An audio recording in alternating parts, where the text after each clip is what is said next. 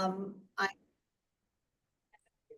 um, I am Janine Warren with AmPac Business Capital. I am the EVP Director of Loan Management Integration, Marketing and Training, which means I do a lot. So I'm primarily on the SBA 504 side. I started with AmPac 12 years ago when we were about 5 employees, and we're now up to, I think, about 33, 34. So we've grown quite a bit along with our programs. Pardon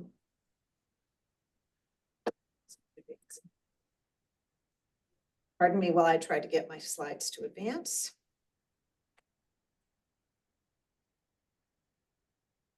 Technical difficulty, my apologies. Oh, there we go. All I have to do when I have technical difficulties is somebody come walk near me, and then it is magically fixed. So here we go. So today we're going to be talking, we'll do an introduction of who our presenters are today, because we do have a few. We'll talk a little bit about AmPac Business Capital in general, or what we do to serve businesses from cradle to legacy. We'll do an overview of project eligibility and costs as they for SBA 504 and particularly for construction loans. And then we're going to have a presentation from a really good partner, Lincoln Capital Management, discussing the use of bridge loan solutions for both construction and some other loans with the 504. We'll also be talking about our senior loan processor will be discussing the CDC funding and closing process, because that is critical in what we need to do to close and fund those loans, get that interim loan off your book, and get the permanent financing in place for them. Interspersed within our discussion, we'll show some case studies and have some discussions on some loans that we have worked on. So from AmPac, myself, as I introduce myself, we also have Ed Ryan, our Executive Vice President, Director of 504 Sales. Ed, if you'd like to introduce yourself. Sure, I'm Ed Ryan. I've probably just over 40 years in commercial real estate finance, anything from big banks to regional banks. I've been on loan committee. I've been a special assets person, and more the last 15 years I've been doing SBA 504, and some of that time was at the SBA Loan Center here in Citrus Heights. So kind of seen quite a bit, and hopefully you'll get something out of this program today. Great, thank you, Ed. Sure. We also have Susanna Romig, who is our senior loan closer and processor. Susanna, would you like to introduce yourself? Good morning, ladies and gentlemen. My name is Susanna Romig. I've had the pleasure of working with a few of you over the years. I've been with AmPac for close to 5 years now as a loan closer and processor. For today's purposes, I'll be talking about what closing a construction loan with SBA looks like and what you can expect, and give you some tips and tricks on how to navigate that. I'm happy to be here. Thank you. And Susanna is a master at construction reconciliation. She took that job on a little hesitantly, but she's done a wonderful job with doing that. And then next, we'll be getting a little bit later into the presentation. We will have Drew Crawford and Matt Singletary from Lincoln Capital Management. But Drew and Matt, if you'd like to unmute and go ahead and introduce yourselves. Aloha, Drew. Good morning. Yeah, thank you so much, Janine, for having us. Really excited to be here, and I can say AmPac has been one of our favorite partners to work with, and love what you guys are doing. And Susanna, I can honestly say you are one of my favorite people. You make our life a lot easier and great to work with. So excited to be here this morning, and hopefully be a value add for you and your clients as we continue to partner together, and looking forward to the presentation. Wonderful. Yeah, echoing Drew, my name's Matt. And if you're wondering why Janine said aloha to Drew, he's currently in Hawaii, so everyone should feel really bad for him right now. He is coming to us live from Hawaii, so there we go. And yeah, 100% echo Drew. Yeah, Ed knows. And excited to tell you guys what we can do, and hopefully find some creative solutions for you guys to work together. Great, thank you so much. All right. So first, I always talk about AmPac as a whole. If you haven't heard, the exciting news was that within the last less than a year, we have been expanded from serving not just California. We're approved to lend also in Arizona and Nevada. So very excited.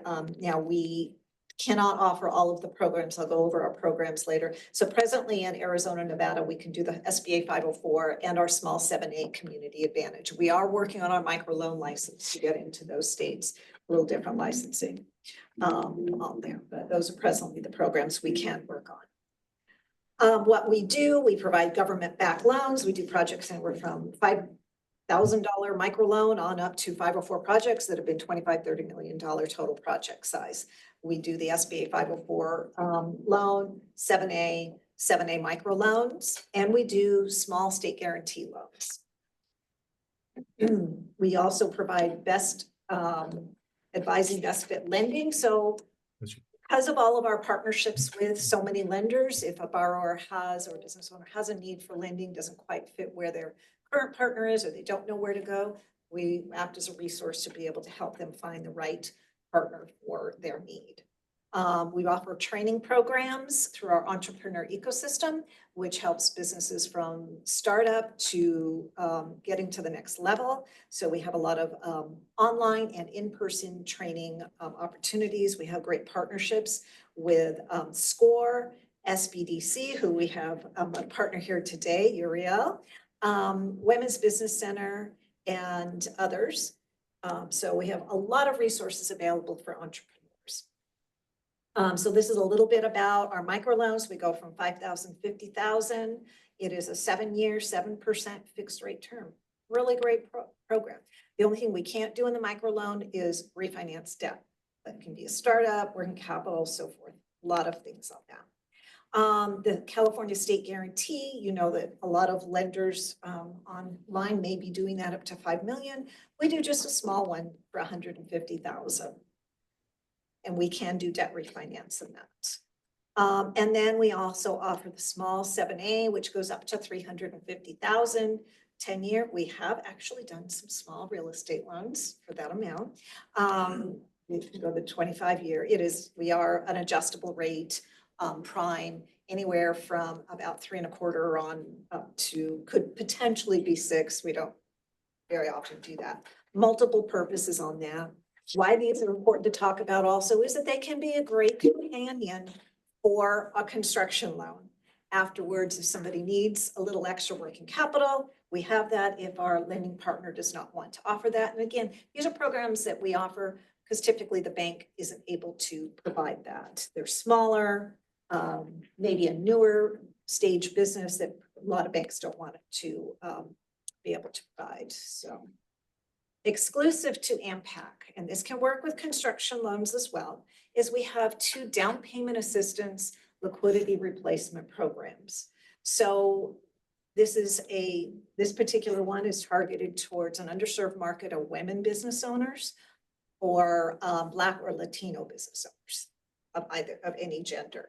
So the borrower still comes in and makes their required down payment towards the purchase of a property, or it could be construction as well, if they're on a new facility.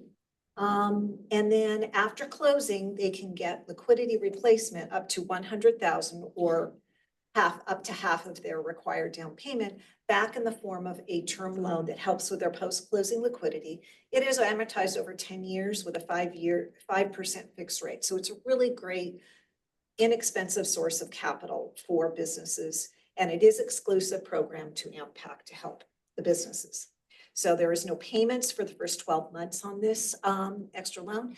Maybe somebody's buying a building and they just have some minor improvements they want to do afterwards and they don't want to put it in the 504 loan. It's going to take too long. Let's do this. Or they want to use it for hiring or relocating. So it's just a working capital. No prepayment penalty. We also have a similar program that is for any gender, any ethnicity, but it is for a business purchasing their first commercial real estate property. And this is the same program, just does not have any or does not offer the deferment of the payment. That would start saying, but still 5% amortized over 10 years, due in 5.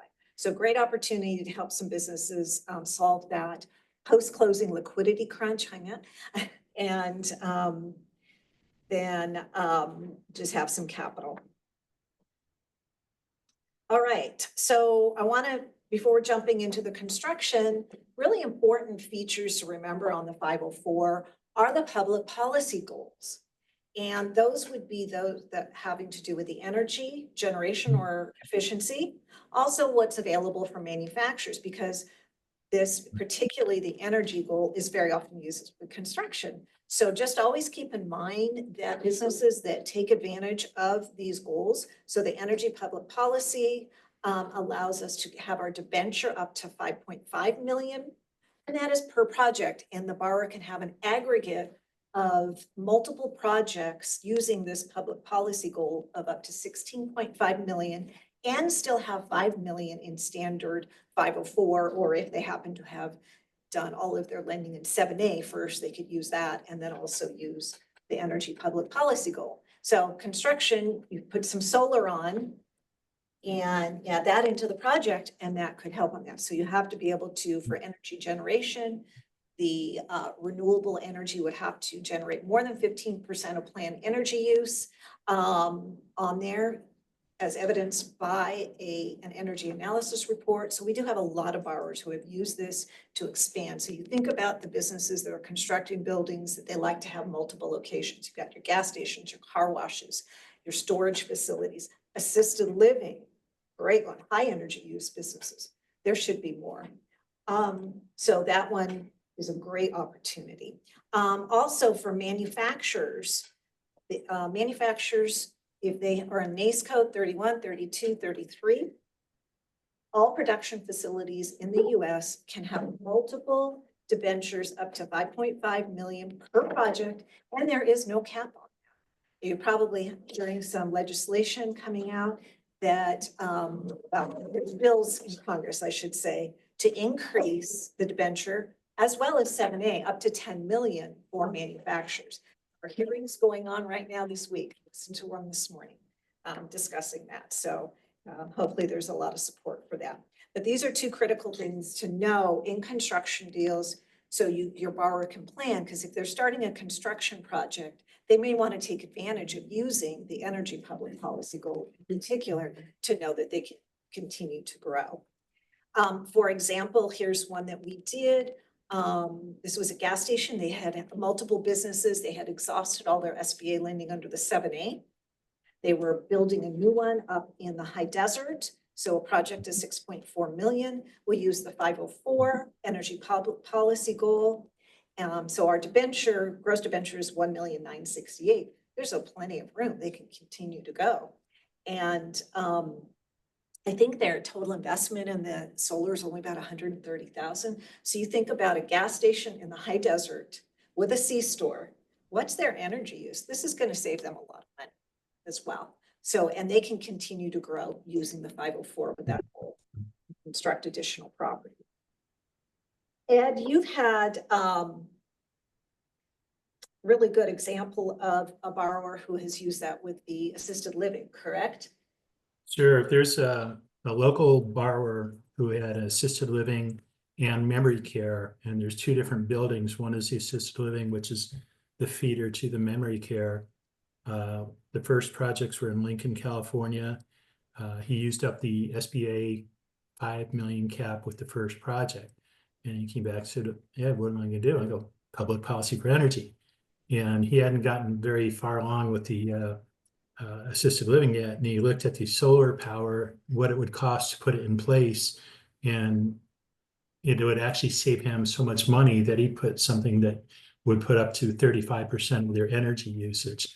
So at that time, SBA had a $5.5 million maximum debenture, 16.5 million cap, but you could only do it in 3 loans. It was no problem because he did a mirror project of assisted living and memory care in Reno, ground up construction. You know, each project was between 25 and 30 plus million. And this is where I can digress into it, getting into the construction.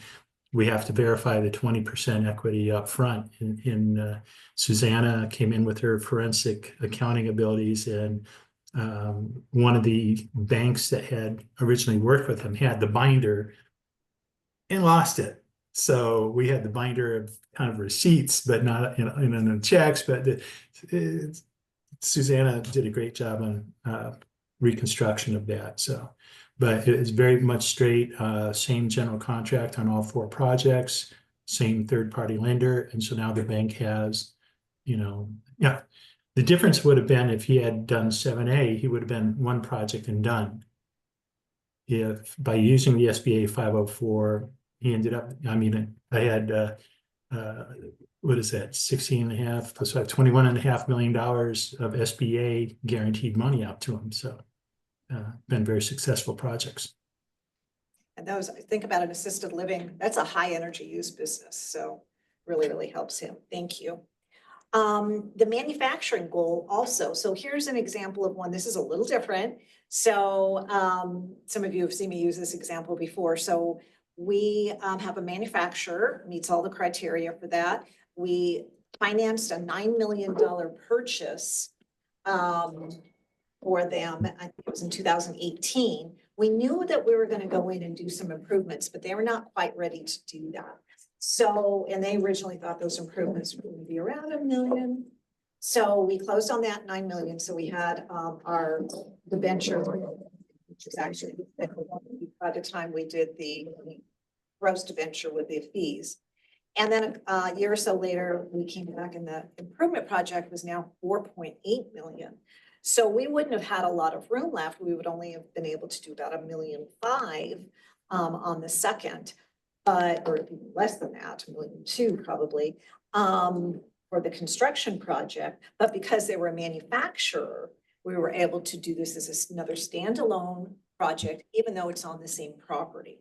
So we did a new second trustee to 1.92 on there.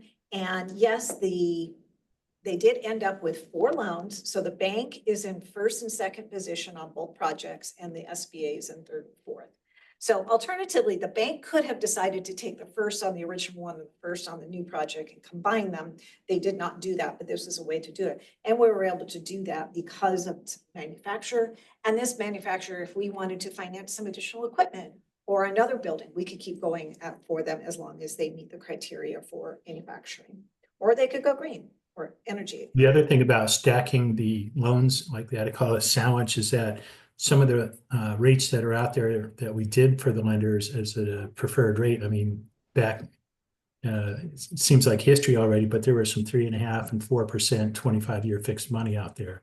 So we like to see them keep that. Mm-hmm. Exactly. So, all right, so let's get into eligible construction types on here. So obviously these are, we can do ground up construction, either including a land purchase or on land already owned. I'm going to say of the ground up construction projects, we do the vast majority, the borrowers already acquired the land, because most, unless they come in and they have all their plans and everything in hand, most of you out there as our lending partners aren't going to close on that unless they have all their plans and permits and everything. So sometimes alternatives for a borrower, if they need to acquire the land, is maybe getting some sort of bridge financing, maybe seller carry back, or a lot of times they're paying cash. And then they work on getting all the plans and permits and come in for their financing. But it could include the land purchase. Now, for just improvement projects on already constructed building, then that's usually different. We're doing it all at once. So we can also do the property improvements, building renovations, including a facility expansion, construction on leasehold interest land. Ed will have an example about a project on a ground lease that he'll be discussing. We do takeout construction of bridge loans. Sometimes that they got a bridge loan and we weren't even involved in it, and we're coming in to do the takeout. We've got examples of that. There's also the 504 debt refinance with expansion. Now, I'm not going to go into detail on that one today because that is typically in my refinance training, but that just briefly, that does allow a business who has debt on their property already and they want to do an expansion project. And that expansion project may be renovating and expanding the existing facility there, or even buying another facility. And they want to combine the financing of that new project along with the existing debt. And that is another project that can be done with the 504. And then, of course, our construction projects, as I discussed, could include the energy efficiency designs for savings or generation. On construction loans also, the borrowers are typically going to spend a lot of money on the entitlement process. So engineering, architecture, plans, permits, reviews, sometimes consultants. Those are SBA 504 eligible costs that we can document, and if it was done within the last year or two, we can use that as a borrower's contribution towards equity. Absolutely, thank you. And we have had some projects where people bought the property, 8-10 years ago, and they started to do something and they had some of that done. And then they did it again because that had expired. I can't go back and use the old one. We're going to use the most current only. We have had people try to use all of their expenses. So I want to do a reminder about the occupancy and leasing requirements on our projects, particularly in construction. So as you know, if we're purchasing or refinancing an existing building that's already there, borrower has to be in 51% of the rentable square footage, and they may lease out 49% long-term. It's fine on that. But new construction, you have to start out being 60% of the rentable square footage must be occupied by the owner. And they may lease out up to 20% for the long term, but the other 20% is only allowed to be leased out temporarily. So they have to be able to start to be occupying within 3 years. So really it's only long term that they can lease out 20%. So if we're doing a ground up construction, we have to look at, does it make sense that they're going to be able to move into that other 20%? So we had a project a couple of years ago where we were looking at, it was for a dentist, and she wanted to build her offices for her dental and a lab there. The city wanted housing on top because it was near USC and they wanted housing. Well, she could do 60% downstairs there, 40% housing, but how are we going to show she's going to occupy that other 20%? She can't live there herself and have that work. So that was just a project that was going to be very challenging. Now, there are others that we can show that, yes, the borrower can move into that other space. So that is something we have to look at. And no, SBA does not take the reasoning that, oh, we'll just refinance out of it by then. That is not an acceptable reason on there. So also want to know that renovation to an existing building that adds any amount of square footage, up, down, side, and permits, is considered new construction, and they'll have to meet the occupant, that 60% occupancy on that. And also always remember, if the project has multiple parcels, occupancy must be met on each parcel on there. Now there is, so let's say they have a building on there and they're at 51, they meet the occupancy on there, and it's already constructed. They can be at 51% on that, but they're going to construct another one on the same property. That one has to have that 60% and the ability to move in. So they could have two buildings on the same parcel. What about the land itself? What if it was on 5 acres of land? Is there requirements how the land is used, or just the building specific? So we're going to get into a little bit about what's excess land, okay, and there's multiple parcels. So okay, yes, that can be definitely an issue. Okay. And also, if they've held the land for a while, more than 2 years, we're going to use the fair market value of the land towards their injection. Yeah, thank you.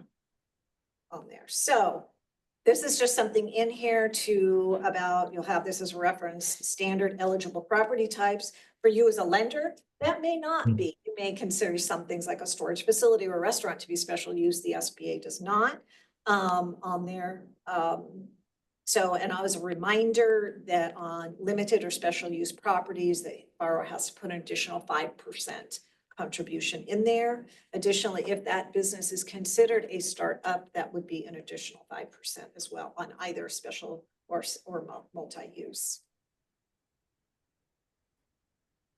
Okay, eligible use of proceeds. Now this is general for all 504s, but it does obviously go into a lot having to do with the construction. So that would be, we can finance the land and improvements, so construction, renovation, purchase, installation of solar panels, improve the site, including grading, streets, parking lots. Those that are a benefit to the applicant project. I'll talk a little bit about something else on that in a moment. We can include machinery and equipment into that, because sometimes with a construction, you think about a car wash, some things like that. We've got to include some equipment in there. That is a cost associated with the purchase, transportation and installation. It typically needs to have a 10-year useful life on that. We can include some furniture and fixture if it's a minor part of it and essential to the business. So they're doing a restaurant. They need some tables and chairs, and some kitchen equipment. There are things that we can add into that as well. Pardon me. Professional fees, as Ed mentioned, we can include the survey, architect, design fees, so things that are typically going to be paid for before we're coming in. And as long as it's fully documented and we can show that they paid for that and they're eligible, we can use that towards the borrower contribution on there.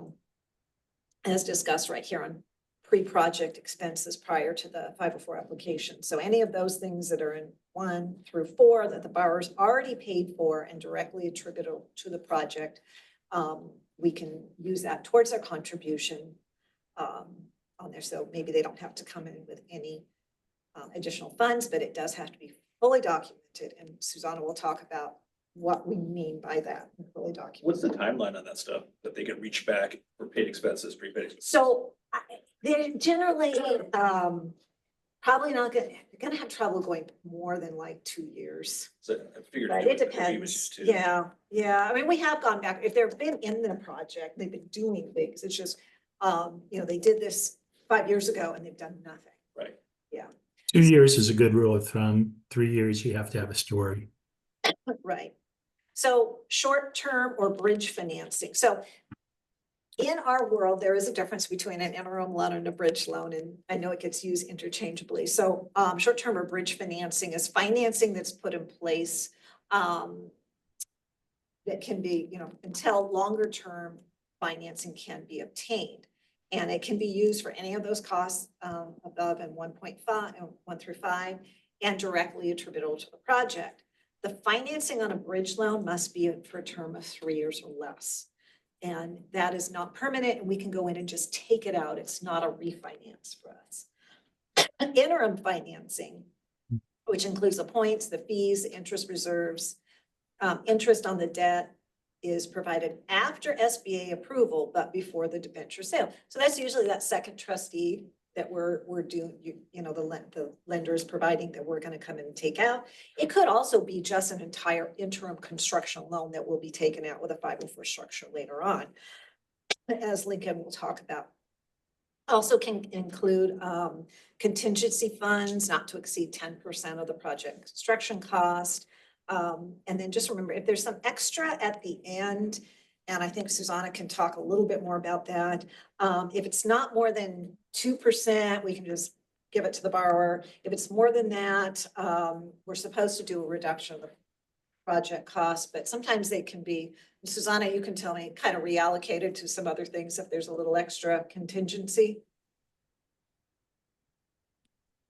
I mean, you can do the 2% back to the borrower. You can also, it's quite often, there's still going to be a little bit of time, like that 1 month gap between when we submit for funding and when SB funding actually occurs. It can be used towards interest during that period on the interim loan. It can be, I mean, as long as it's within reason.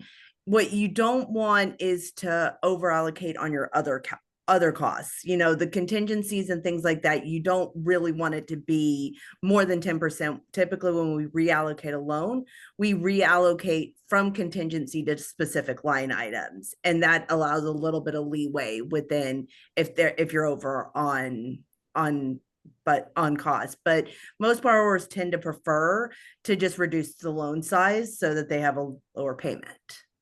Right. Yeah, makes sense. We have seen some lenders doing construction and they've really padded in along with the contingency interest reserve and additional interest. SBA started to look at that. Are they putting too many additional costs in? I understand from the standpoint of doing that because everybody is seeing construction costs go over budget. But they are looking about too much padding in there. So be cautious on there. Developers never ever do that either. Okay. Costs not ineligible costs. So these are costs that are not directly attributable and necessary for the project. So we would not be able to include them in the 504. These include but are limited to any of the fees, and that's true if we're doing a straight purchase or whatever we're doing. Fees that are assessed to permanent first trustee loan. So loan fees and so forth that are assigned to the first trustee are not eligible to be financed in the SBA project. We can finance interim loan. Other business expenses, obviously the 504 can't provide a working capital. I know 7A can throw that in sometimes with that. 504 does not, but there are other solutions, as I talked about, that AmPac has available, or maybe you as the lending partner can provide an additional working capital line of credit or term loan. We cannot include the franchise fees. If there's a franchise, we can't include advertising in there. Liquor licenses for stores and restaurants, we can't include in there. Business license and entity formation costs.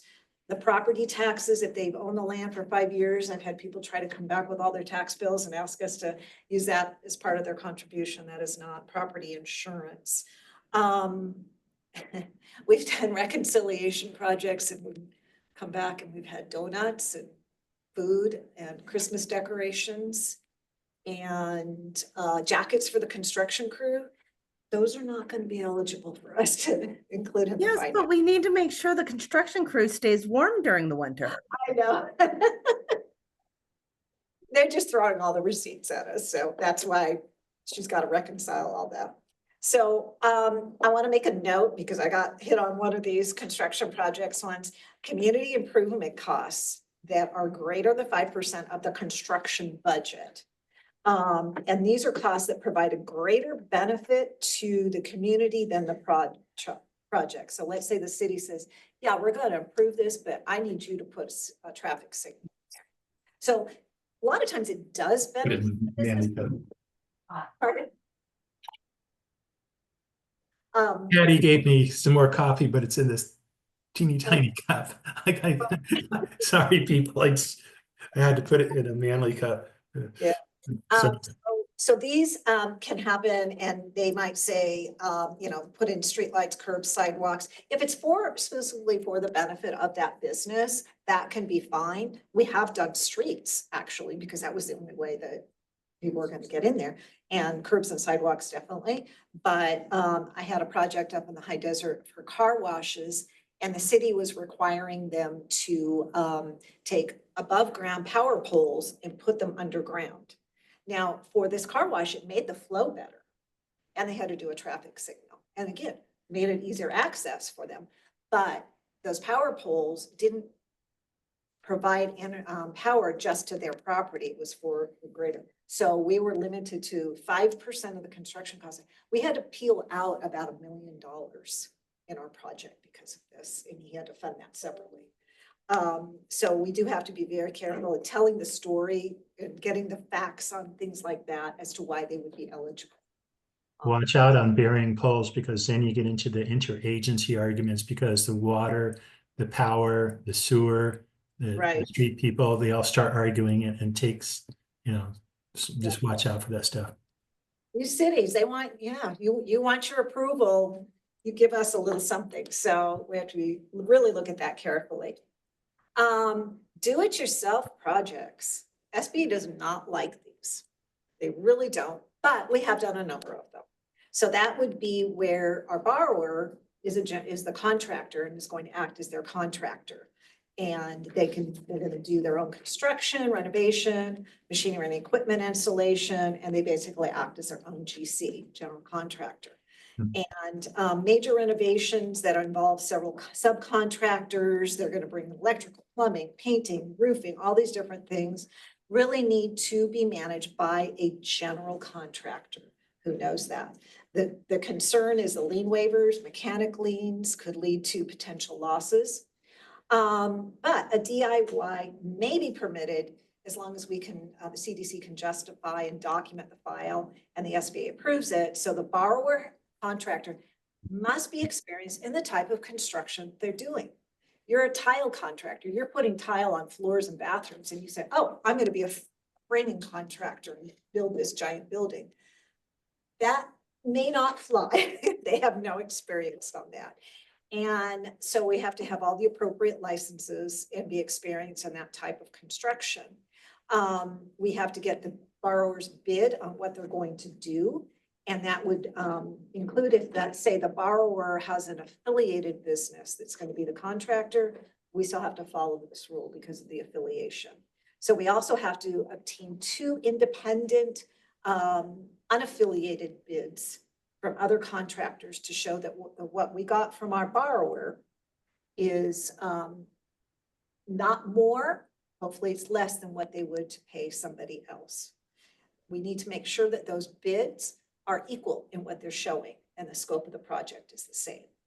On most construction deals, you're going to have an appraisal that's going to have the cost approach. So they will compare basically your Marshall Swift valuation towards the project cost to whatever is coming up in the bids. And so they'll know whether there's actually any profit or overhead built into it. Yeah.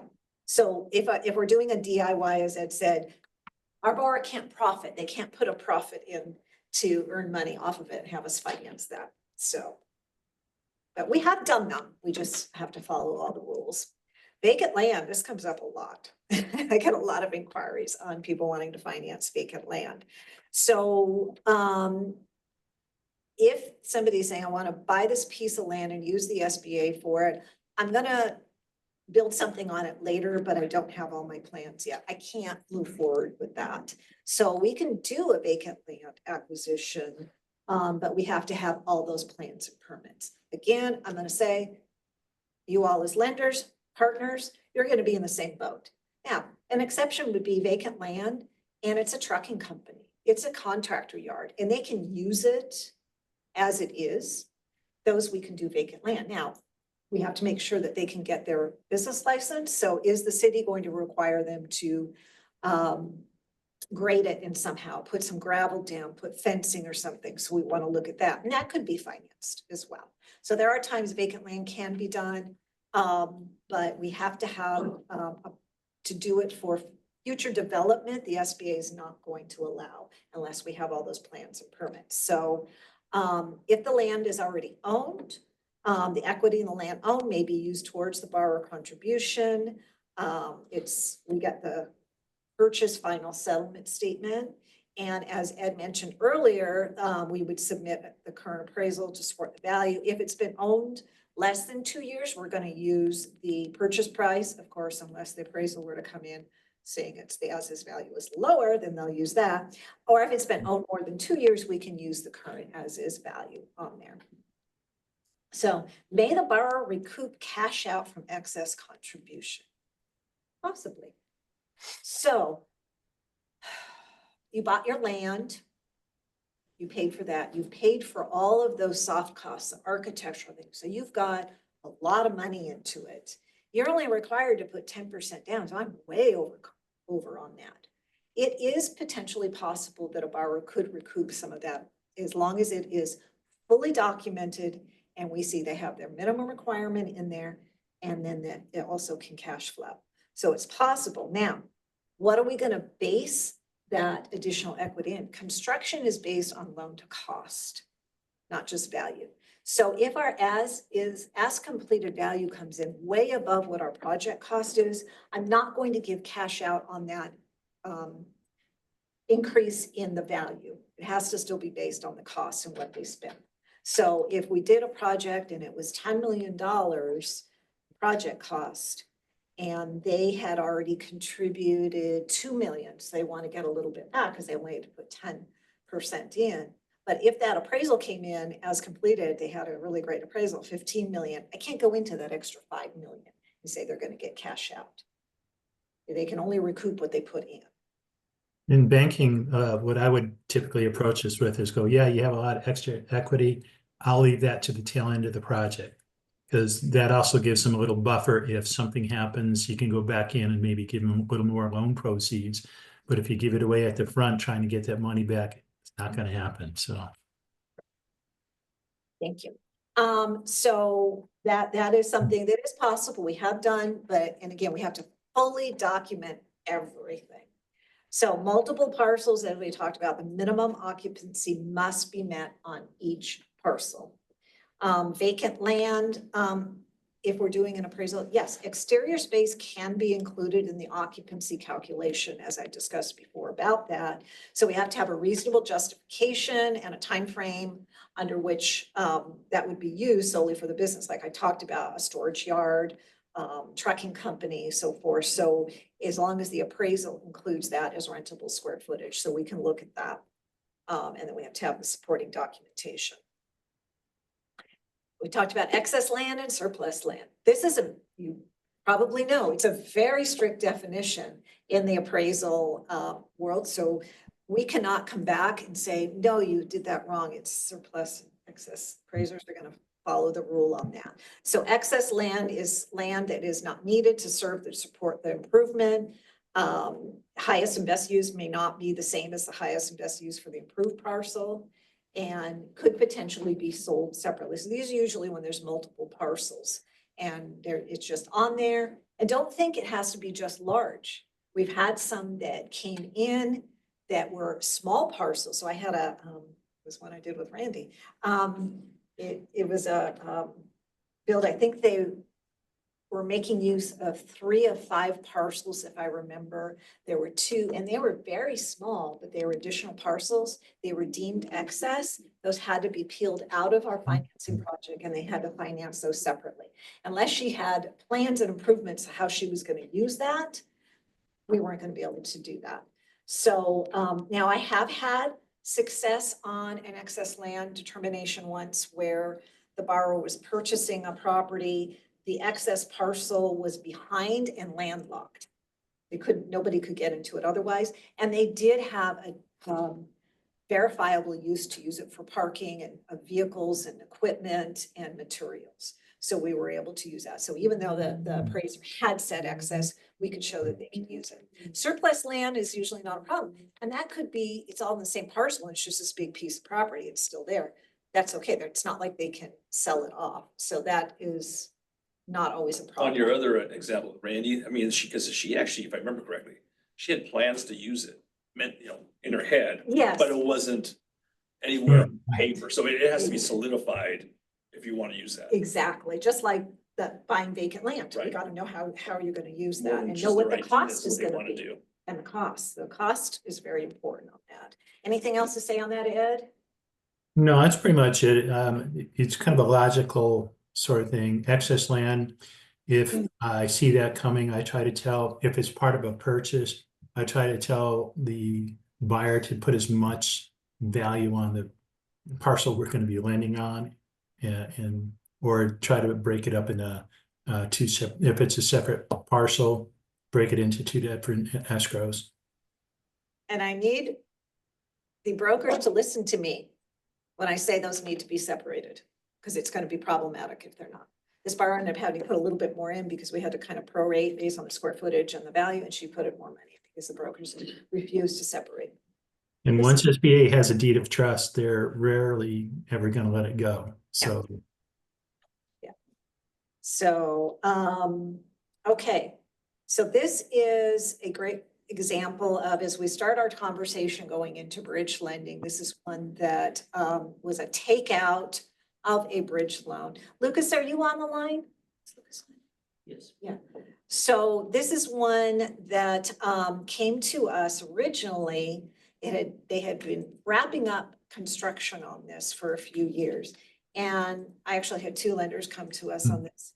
And they asked about, I need to refinance this loan.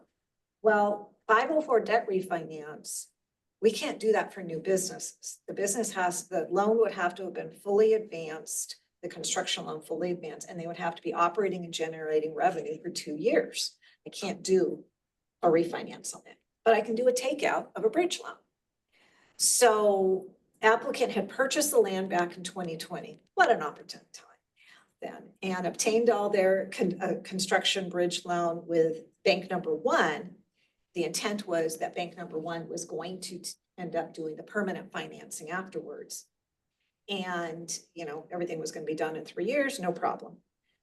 COVID, delays, materials, workers, everything. So loan extensions on there.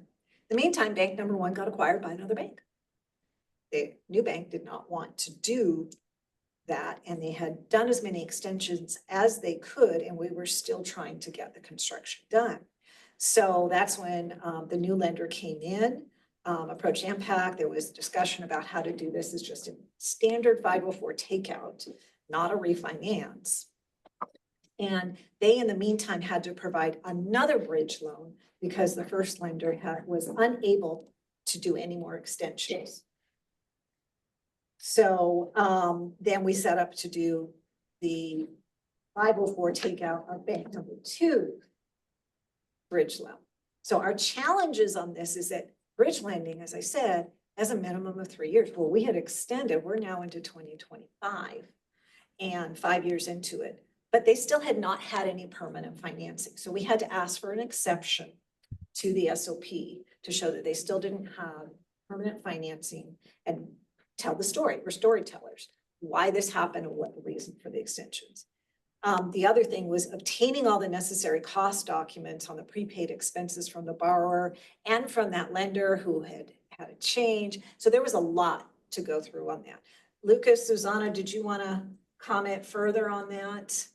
Just, I want to say one thing too here is that what happened in here is they changed general contractors during the course of construction when everything was down there.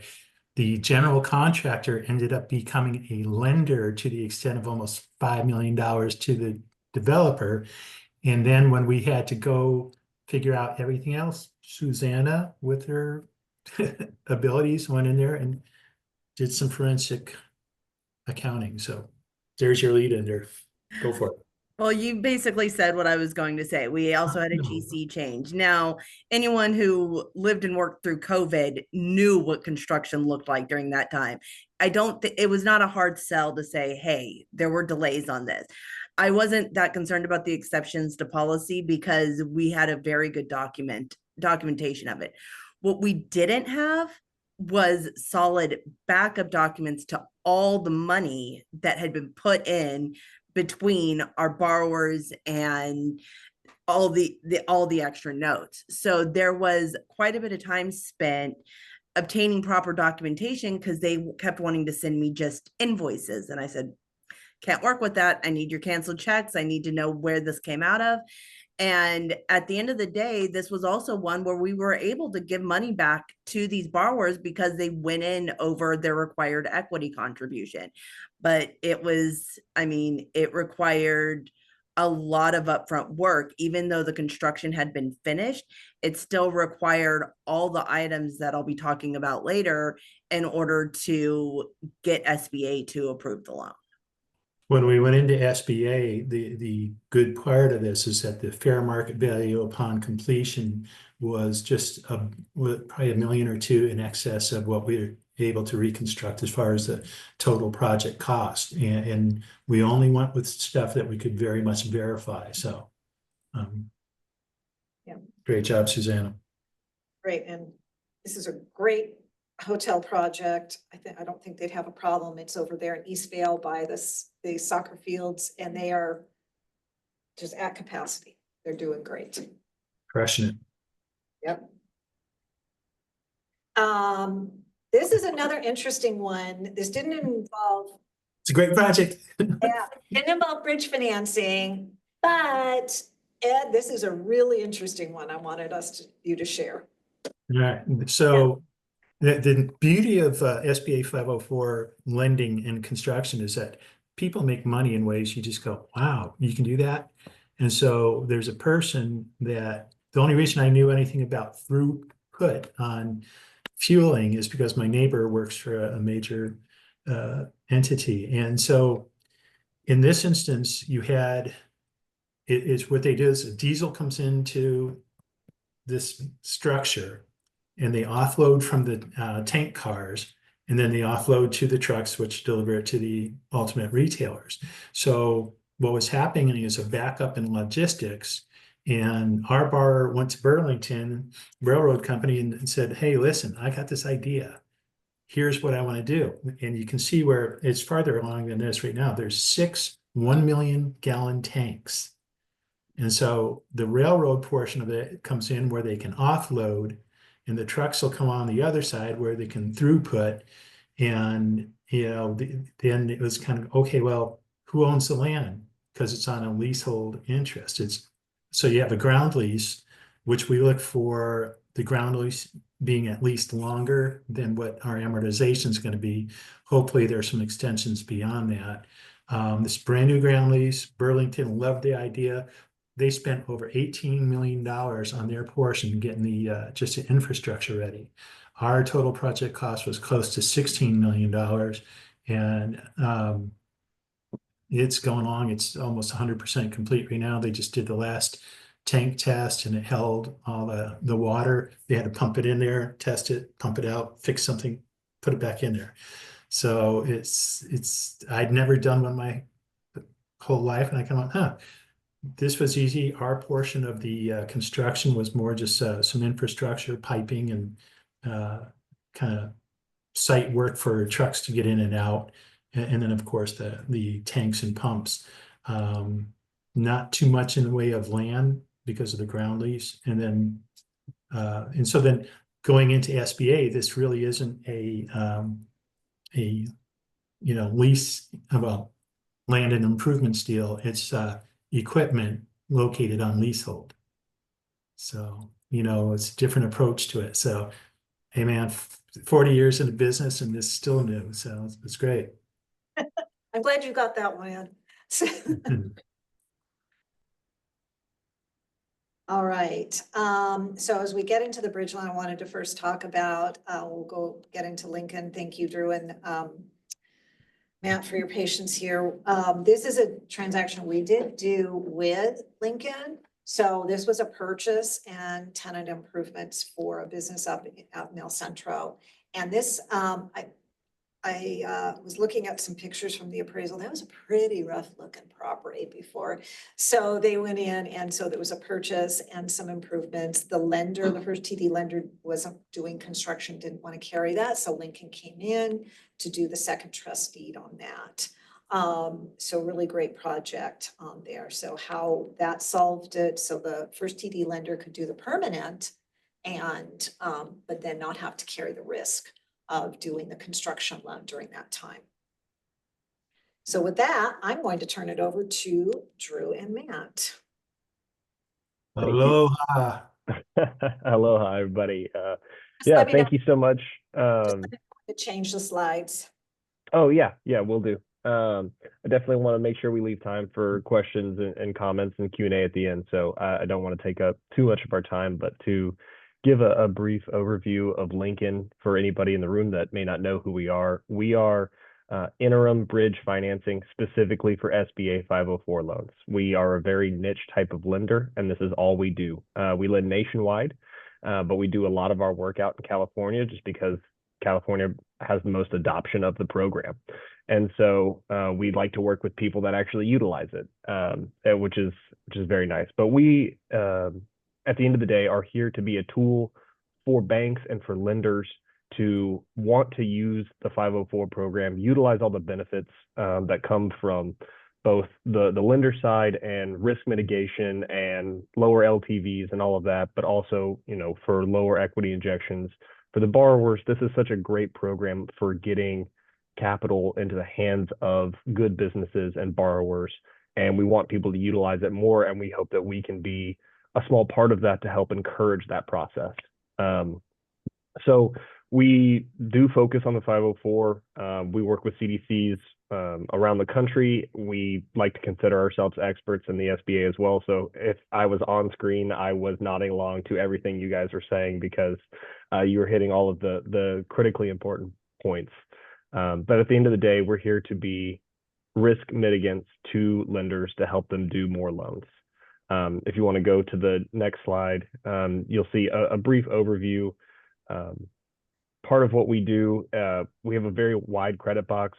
Basically, you can think of us as mirroring the CDC portion just during the interim prior to when the debenture funds, whether that's 90 days because we just have an acquisition that needs to go through the debenture process, or we're talking about 24 months for a ground up construction project. Whatever we need to do to fit and make this deal fit back inside the bank's credit box and make, you know, chief credit officers sleep better at night, we're happy to make that happen. So we, like I said, lend all over the country, do everything from acquisitions, tenant improvements, ground up construction. We do DIYs, we do on leased land. You know, we have seen it all. If you can find a way to get it SBA eligible, we can find a way to try to get a solution on our end as well. So we do startups, special use, and everything on that front. And for us, you'll see down there as well, construction management is a big part of what we offer. We're not just the financing side. Because we're interim lenders, we're very motivated to have that SBA debenture pay our loan back. And so we monitor everything from start to finish, as far as we want to make sure the GC is adequate, and we want to make sure the subs are paid on time, and we want to make sure everything is fully documented so that we make the process for the debenture even smoother, so that we collect those draws and we, you know, do all the site inspections and we're getting those lien waivers and all of that process. A lot of times we can take that burden off our lending partners so that they can focus on other things and we can take that burden for them. And then if you want to go to the, that is a huge benefit to any lender. Yeah, and this also allows the banks that don't have the infrastructure to do that to join in on a construction deal. Yes. And there's a better yield to the bank as well. Absolutely. We work with all size banks, from, you know, the $50-100 million asset banks to the $10 billion asset banks. And we, you know, everybody has different needs. Sometimes they don't even have an SBA department and they just kind of view us as doing that for them. Sometimes they are so full on construction, they can't take on any more deals. And so they just send some construction deals to us so that they can have they can view it more as a commercial real estate takeout at the end. Jenny, if you'd go to the next slide, please. This is just a Drew, very, in that vein, do you want to talk about some of the things that we normally kind of step in for and some of the solves that we are normally asked to do? yeah, no, absolutely. I think it fits in well here with this slide as well, with the two types of programs we offer being just that second lien portion that the SBA will provide on a permanent piece. We can step in a subordinate debt role, and the bank is in a 50% first lien. Lincoln Capital is in a 40% second lien. The borrower's 10% equity injection is the same. We also have the ability to provide first and second, where we can provide that entire debt stack during the interim phase, and then hand the first lien over to the bank, and then hand the second lien over to the SBA. And so we can utilize these to find whatever risk mitigation solution our lending partners need. Sometimes it's an LTV risk. Sometimes it's construction in general. And that can be, hey, I don't want to do any of the construction. And so we step in and do the full amount. Sometimes they're just saying, hey, 90% on a construction deal is too much. But I could look at it as just 50%. And so we can kind of mix and match what we're solving for. Sometimes it's a lending limit to a borrower. Sometimes it's industry exposure in a certain asset class. Sometimes it's startup risk. Sometimes it's special use risk. It can be any number of things. And I joke about it, but truly whatever gives your chief credit officer heartburn, I want to fix that. Because our goal is to help get a good deal that is just outside your credit box for whatever reason, and help get it back into where it's approvable and closed and on your books, to where you can keep that borrower, keep those deposits, keep a good deal on the books, and we can mitigate your risk so everybody's happy. And As you can see over here on the far right side, some key highlights I've kind of already hit on, but we are truly subordinate debt. We do match all the requirements the SBA does, so it's pretty much a mirror image. We'll take the same deeds of trust, we'll take the same guarantees, we'll be the same subordinate debt. We lend in all SBA eligible industries. And then one big one as well that I haven't touched on yet, but all of our costs are fully eligible under the SBA 504 program. So our fees, interest reserves, things of that nature, we can roll into the financing. So we are a little bit more expensive than your traditional bank, and we understand that because we're performing a service that your traditional bank's not. But all of our costs are eligible to be financed so that your borrower's paying it out over 25 years instead of upfront out of pocket, preserving their liquidity, because post-closing liquidity is always the name of the game, and we understand that. Matt, anything to add on that section? No, honestly, I think you crushed it. Before we go into our kind of uses, it's genuinely when you think of Lincoln, I think it's best to think about what Drew said. This is a really good loan. We really like it. There's just a couple things about it that we might not be able to handle right now. We're not as comfortable with the construction. It might be right outside of our legal lending limit. It might be right outside of our committee limit. You know, our legal lending is 7, but we're really looking at 2.5 right now. You know, credit boxes are changing all throughout the year. So for really ease of thought, when anything comes up that you guys are a little uncomfortable with, we just want to be another solution where we can give you quick yeses and faster nos, to maybe help you guys with a solution on a really good loan that we might be able to help get you guys to get done. And something else is a regional bank where they want to facilitate a customer, but it's not in their, Absolutely. box. That's where you guys really crush it too. Absolutely. And so we can move from this slide pretty quickly, but I mean, a lot of the benefits for the 504, we know that. That's why you're here today. But mirroring with that, I wanted to show a little bit of the benefits of Lincoln. And basically, we're here to provide those same benefits of the 504, but from the day you close your loan, not just later on post-construction or anything like that. We want you to be able to utilize, both for you as a lender and for your borrower, all the benefits of the 504 program, because we truly do believe in it. We think it is an excellent program. And so we want to provide those risk mitigants and access to capital for your borrowers from day one. So hopefully we're continuing to grow this program and see it develop across the country. If you want to move to the next one, this is just a picture to show truly how we're fitting in. Thinking of it as just, we are taking on that SBA portion, and then they're going to layer in right on top of us. They'll pay off. We'll be listed as the interim lender on the authorization. The venture will pay us off. The first lien loan will stay unaffected. It truly can just ride from start to finish uninterrupted. And so we want to make that process as smooth as possible. And then, as I've mentioned before, we lend in all industries, all states, all types of uses, with acquisitions, tenant improvements, ground up, DIY, you name it. And then all of our costs are fully eligible as well. And then I think we have a couple of quick case studies here. This one is an acquisition program where our costs are usually cheaper because it's a shorter term loan for us. And this was one where the bank had too high of a loan amount, and it was honestly for a hotel. And so they didn't want to have 80% financing for a hospitality project, even if it was only for 60 days. It wasn't going to meet their criteria for their loan committee. So they brought us in. We had an SBA approval. We provided the second lien financing and closed, kept it on their books. They had a great borrower. In fact, I think they're going to do another deal with them here in a couple of months.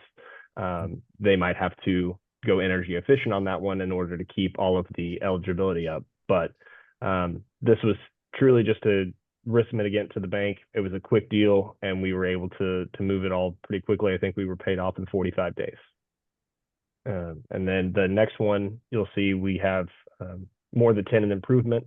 This was with a lender that wanted to do the project, but couldn't finance all of the construction aspects. They could put all of their funds towards the real estate, and basically said, we need to offload everything else. And so Lincoln was able to come in, and you'll see in this chart, we have the borrower's equity injection, the bank's first lien loan in blue, and then Lincoln's loan in yellow, and then the SBA debenture in orange. You'll see that the orange and yellow match because they're going to take us out at the end. So we were able to come in, provide some of the financing for the purchase, and then all of the other closing costs, construction costs, contingencies, all of that. And we handled that process from start to finish, making sure we underwrote the GC, we were underwriting the subs, we were making sure that everybody was paid on time, collecting the lien waivers, and the bank was able to just take a 50% first lien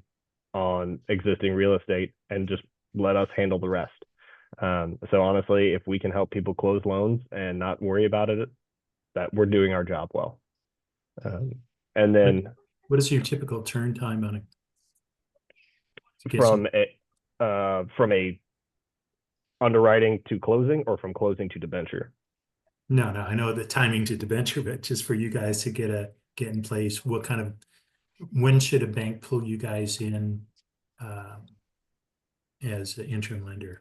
Sooner? Yeah, that's a great question. I would say it's never too early to talk to us about being an option. It's always easier for us to work on the front end versus try to jam something home at, under the gun at a deadline. Anywhere from 30 to 60 days, depending on how fully baked the project is. Do we have plans and permits? Is the CDC already involved?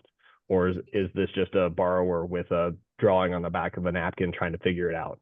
That varies on how long it takes us to really work through our process. But we definitely want to be partners on this, making sure that we're not slowing anybody down, but helping get everybody to the finish line. And I can attest that every time I've worked with Lincoln Capital, they never slow me down. So that says something. So they're amazing partners. Thank you. I appreciate that. This last case study here, this is one where we actually were doing the entire debt stack. And so you'll see it was a little bit larger loan, $10.5 million total project cost. So Lincoln provided over $9 million of interim debt for ground up construction for a special use asset, a wedding event center. Well, we considered it special use. I guess the SBA necessarily didn't. But it was a large project. It was a startup business, and the bank really liked the deal. They just couldn't do any construction because they were full up in their construction bucket. And so they were able to keep a really strong borrower and not let them walk down the street to another lender. And we were able to oversee the entire construction process. It went swimmingly, and we got it, I think, completed in February and paid off in March. And so this was something where we were able to do the entire process, hand the first lien over to the bank, allow them to keep their customer, keep the deposits, keep our banking relationship. And then we handed the second lien over to the SBA, and everybody was happy. Thank you so much. These are, just to wrap that up, are a couple of 3 transactions we did, and they're small, so they're not doing just these large ones. So these were situations where we needed to bring a bridge loan in. So we had an auto repair business. There were no TIs on this, but the bank just did not want to have a high LTV on this very land intensive or older. It was a 75-year-old building. And even though it was only an 81% loan to value, the borrower was putting a larger down payment in. The bank didn't want to carry the second. So Lincoln came in as a solution for that. We had another one that was a purchase with just very minor tenant improvements for a yoga studio. But those improvements were necessary for them to complete before they could take occupancy, which was going to delay our funding. So they ended up being financed through the bridge loan with Lincoln on there. And because the first TD lender was not offering construction lending.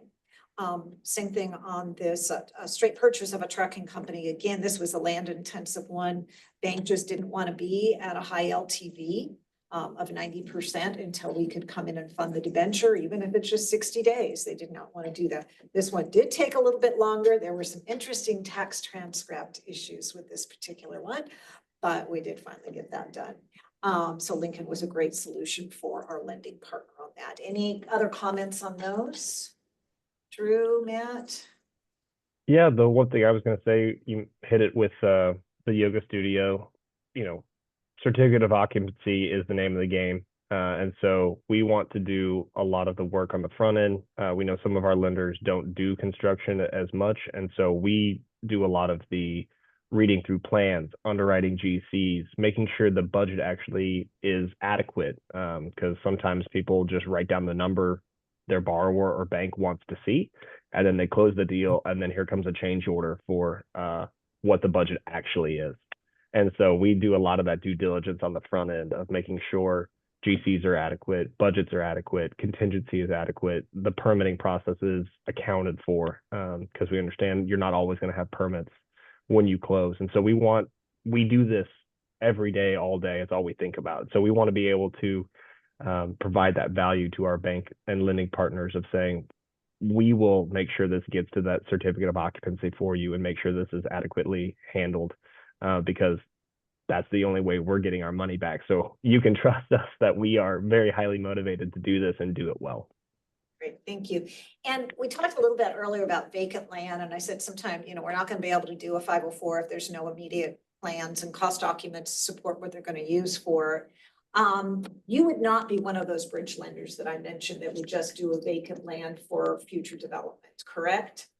That's a great point, and you're correct. I actually really liked earlier when you mentioned there is a difference in our industry between the word interim and bridge, and a lot of times they are used interchangeably, but we are specifically interim lenders. And so that true traditional bridge of, hey, I'm going to buy this piece of property and figure out something to do with it in the next 2 to 4 years, that's not us. We want to have a plan to make sure we can execute. That's the name of the game for us, is pathway to execution.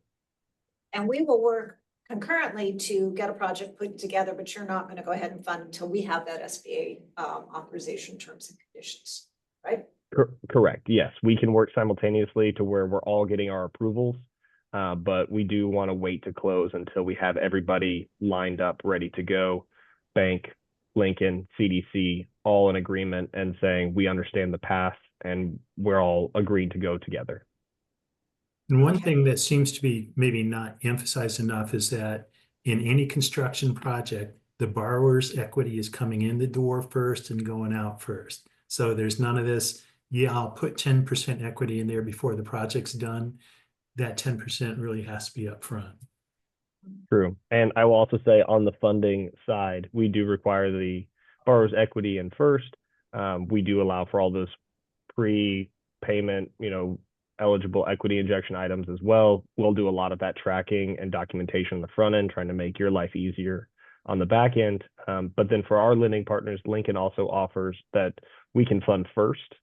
So even though we're in a subordinate debt piece, we'll be the next funds in, so that the bank is at a 50% first lien and not putting funds out until we're already halfway done with the project. So at all steps, just trying to mitigate risk for our lending partners. Great. Yeah, great solution for banks that just, again, have some loan to value concerns on there due to regulatory issues, or you're just not offering construction, but you want to serve your client. Really great opportunities there.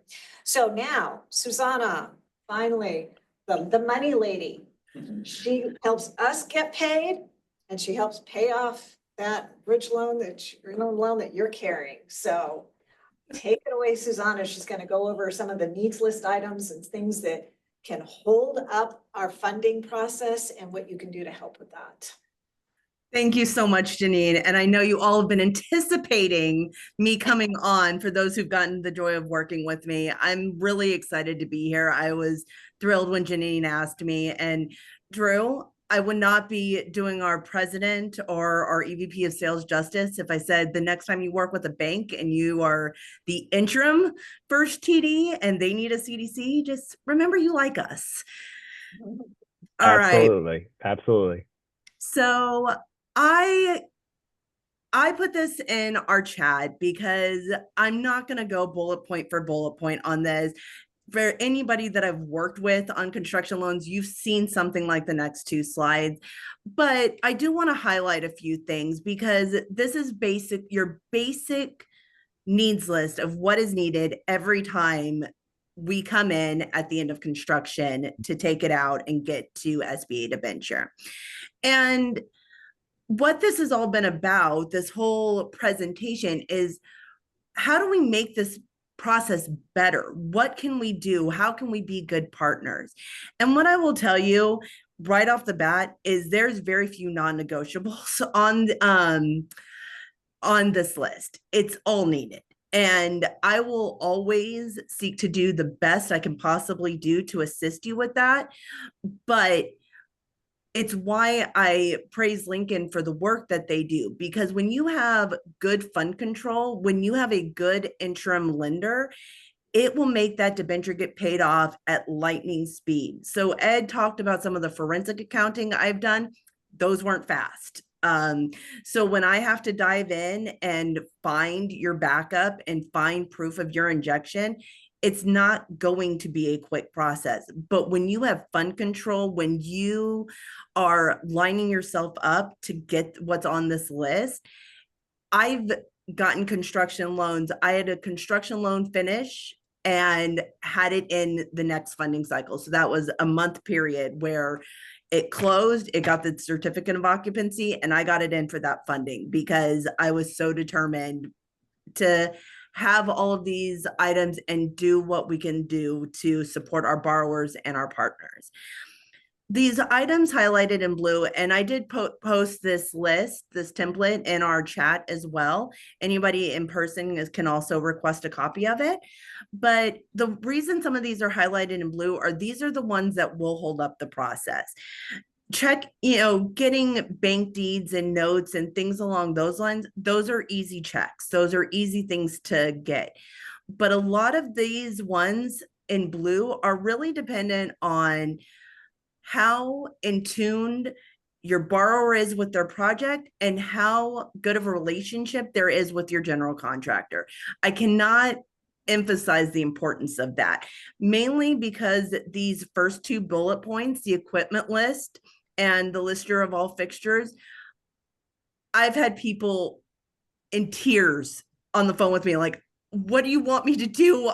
Get like serial numbers on all these different beds? And I said, no, I don't want that. I want you to figure out what's valued over $5,000 and get me serial numbers. And if you call and tell me you don't have a serial number, I'm going to get the joy of either saying, all right, let me reach out to the manufacturer and I'll see if they can create a serial number. But these lists, they're hard. They're hard to come up with. And Drew, do you have any comments on that? Like, could you attest to those lists with serial numbers being a little part of the difficulty in getting documentation? Oh yeah, absolutely. And it's definitely one that much easier to collect on the front end if you know that you're going to need these versus, like you said, going through a warehouse and trying to find every serial number on a piece of equipment that's already been installed. We've all had to do it at some point, but it is agonizing. Well, and one of my loan officers that I regularly close loans with, Janine mentioned the hotel we worked on, and we did a takeout of that. We also recently did an event. He pointed up at the skyline and said, did you get a serial number on that? And my laughter could not, I just said, nope, no, I didn't. But it's one of those things. If you know you need it, have them keep track of it in the beginning, because then that list is there. I asked for the list. You're like, oh yeah, I've got that. And that's how it is working with Lincoln. I can truly attest to whenever I ask them, they're like, yeah, we have that. So that's a wonderful part. I also, even though it's not in blue, that section under all draw packages where you see proof of payment, invoices, change orders, and lien releases, or that nice little bold auto disbursement endorsement. Having a title company endorse your draws negates the need for all those things prior to it.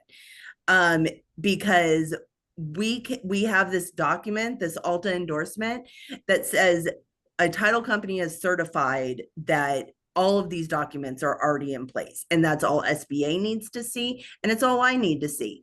So that is one of those things that if you have the ability as a lender, or if you can convince your borrower of that, getting title to endorse your draws will save countless time, energy, and trying to obtain all of those additional backup.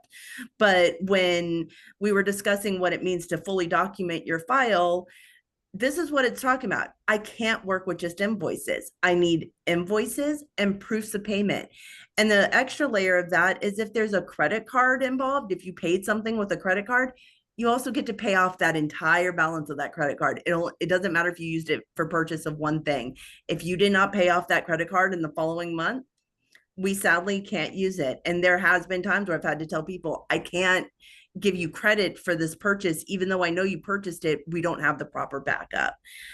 The list from general contractors identifying all subcontractors and suppliers. This one's a new one to my list. And the reason this comes up is if a notice of completion is filed and you receive a certificate of occupancy, but it hasn't been 90 days since that NOC has been filed, our title company is going to want to see these. That being said, they also work with those title endorsements. So that's one of those where there's a little bit of wiggle room and we're still working on figuring it out, but just keep that in mind. Let your GC know, hey, we're going to need to know who you worked with as on your subcontractors. You can go ahead and go to the next slide. The final unconditional lien release from the GC is critical, and for some reason not always the easiest to get. I find that when you have a good relationship with your GC or a very well experienced one, you're going to get that much quicker, and it's not going to be this back and forth battle. The seismic standard letters, a lot of people love this. We have a template. We're happy to provide you with the template. You just got to convince the GC to put it on his letterhead. Again, it's a relationship game. If your GC doesn't like you, it's going to be a little fun. Okay. And Ed knows some great general contractors that we've gotten to work with. I know on the memory care one, the general contractor for that is phenomenal. And anything I needed from him, he got it to me in less than a day. And that was just all these things, the response time and the ability to get it, that's what gets you to defend your funding. Appraisal recertification, that also hangs people up. If you have an as is and an as complete appraisal and it's over a year old, you're going to have the appraiser certify that those values are still valid. Recorded notice of completion, that seems to be a good GC will know they need to file it upon completion. Some need reminders. Certificate of occupancy, like Drew said, I can't do anything without a certificate of occupancy. So you can start sending me items, but I will say, I can't send this to my closing counsel to get your docs out until I know that you have a certificate of occupancy. And lastly, current financial information. There's normally anywhere from a 2 to 3 year gap between when a loan gets approved and when the construction finishes. And so whereas we may have collected 2021 or 2022 financials from you, at this point, I'm asking people for their last 2 years of tax returns and updated interims, because we still do need to reanalyze and look at those financials to confirm there's not been an adverse change, that this project didn't cause you to go under. Not that I have ever seen that actually happen, but preparing your borrowers for these are the items that you're going to need. You want to hold on to these. You want to keep track of them. That being said, borrowers are still trying to run a business, so fund control is absolutely a lifesaver, and I recommend it to anyone doing major tenant improvements, ground up construction. Get good fund control. Get Lincoln. That is it for me. That's good. That's it for me, but I'm happy to answer any questions. I'm always, for again, anyone who's worked with me, I will do anything within my power to help get these items. Right now I'm trying to make that list of subcontractors for a deal that came in yesterday that said, we need to get this closed quickly. I was like, all right, you got me. I'm on it. So So happy to help. does it help when lenders, if they're not using the title company on there, does it help if as they do the individual draws, they send you those packages so you can get a leg up on it? Absolutely. And for the lenders that haven't worked with me, you get to know me pretty well over the construction process because I'll check in with you monthly. I might throw a cute Snoopy a GIF on an email and say, hey, are there any updates? Can you send me any draws that have been sent out? Because I'll do my reconciliation throughout the process. And that is also a huge benefit. You're absolutely right, Janine. And then just as a reminder to everybody, we do get people, banks going, hey, construction's all done. Can you fund next month? No. Most of the time, no. So she's gonna have to do all that reconciliation, make sure we have everything. And remember, we submit, once we have everything, we submit to get approval to fund for the following month. So give us time to do that. Think about your interim loan, when that maturity is, to make sure that we have sufficient time. Susanna does not let any grass grow underneath her feet. She's going to get this done. Our whole team will do that. But there are things we have to have, as she explained. So Q&A, anybody like to come online, or anybody here in the room, any questions for anybody on this? I have a question for Lincoln Capital. They go 90% loan to cost or 90% loan to value, or both? Yeah, so we will go up to that 90% loan to cost, matching the SBA authorization. But from an LTV perspective, I think we've actually gone as high as 100% previously. So that's on a case by case basis. I think our credit policy is technically 90%, but we do make exceptions for that, depending on what the project calls for. That follows with the SBA SOP. Do you require additional collateral at any point, or do you just take the subject property? Usually it's just the subject property. Occasionally we will ask for additional collateral, but again, that's on a case by case basis. In general, we mirror whatever the SBA is requiring from a collateral perspective. And yes. When you underwrite the 504 loans, are you looking at the existing business cash flow for the last couple of years, or are you also taking into consideration projections? We will very often use projections depending on the project. So especially if it's going to be a new expansion, larger space, it's going to help them grow their business. So we work with projections a lot. You've got a growing business. So on our side, it's not always a problem. Some of our third-party lenders don't. SBA is going to want to know that anything that you're spending money on to construct is going to be economically viable by itself and not drag down the existing company. And there are times, like I have one right now, that, yeah, they cash flow for the project that they're doing, but because it is expanding into an additional location, we have to do some sort of projection to show what is the cost for that, what's the additional revenue they're going to have out of that. So even though you may not need a cash flow, we do often need that on the projections. And we can help get those done. We work with people like Uriel at the SBDC, and those are all complimentary to get that done. And they turn them around really fast. So they know what the SBDCs know what we need. So it's really great. You don't have that, a borrower doesn't have to go and spend a lot of money with their accountant or somebody to get this done. So anybody online? Yeah, Janine, hi, Craig Russum from the Orange County Empire Small Business Development Center. Hello. Love some insight to if, when, how, maybe 504 can be used to purchase a zoned R1 for a residential assisted living facility. I'm sorry, what? If you have zoning that allows for the assisted living, yes, you can do it. I know that there's one provision where if you're talking about single family house being used, I've not seen that in construction, but just remember that SBA is always going to look at the market value of the real estate alone, not the business ongoing concern. And so when you get into the 6-bed or that size of facility, you're probably going to be better off looking at something that does include the ongoing concern, which kind of leads you towards the 7A. Yeah, right. Yeah. But can be done, huh? 10% down, or are they gonna ask for more down to purchase the Special property? purpose, still special purpose, so your 15% minimum start with. And then if it hasn't been ongoing, if you don't have another entity that's gonna be a co-borrower that's been going for 2 years, you're gonna be at 20%. Right. Great question. Okay, Anybody thank you. else? Bring it. All right, so I know we've had any questions in the chat, Ian, that we might want to discuss? Not that I've seen. Okay, did you drop the survey in the chat? So there'll be a survey in the chat.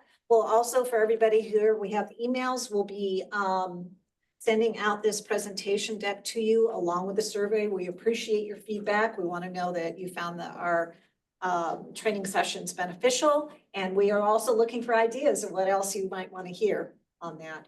I am tentatively planning my next one for October 28th. I'm doing a little Halloween theme about deals that were tricky that turned into treats. Is everybody gonna get a copy of the slide deck? Yes, yes. Because on the last page, there is email addresses Okay. for all the Oh. producers. There we go. So if you have questions, reach out to one of the specialists. If you have a deal, call us. Yeah, we're here. Call Drew. Yeah, Call we- me. But just call. Through, yep. All right, so if that's it. 4 minutes over, we're not bad. That was a lot of content to cover. So thank you for joining us. Reach out to us and we will be getting this presentation out to you within the next 24 hours. And it was a pleasure to be here. Thank you so much, Janine. Wonderful presentation. So much, Thank you Drew. for putting this together, Janine. Cheers. Bye, everybody. Thank you. Thank you, everybody. It was a pleasure. Stuff. you.